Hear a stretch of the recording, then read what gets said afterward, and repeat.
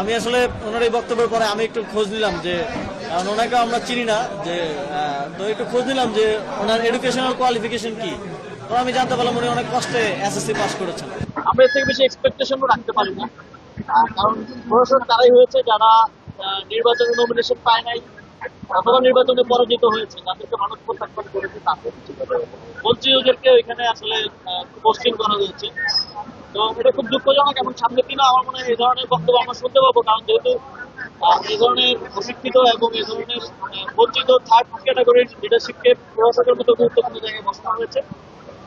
আমি আশা করব বিএনপি তাদের যথাযথ ট্রেনিং এর ব্যবস্থা নেবে।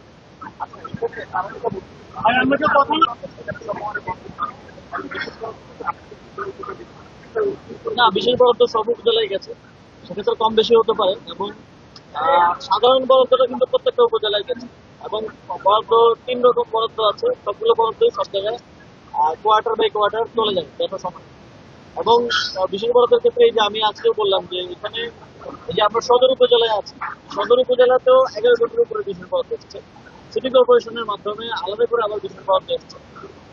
তো এগুলো সবকিছু অনলাইনে আছে, ওয়েবসাইট গুলোতে আছে, জেলা পরিষদের ওয়েবসাইটে আছে, মন্ত্রণালয় থেকে বিনিয়োগ করে আছে, মন্ত্রণালয়ের ওয়েবসাইটে আছে। এগুলো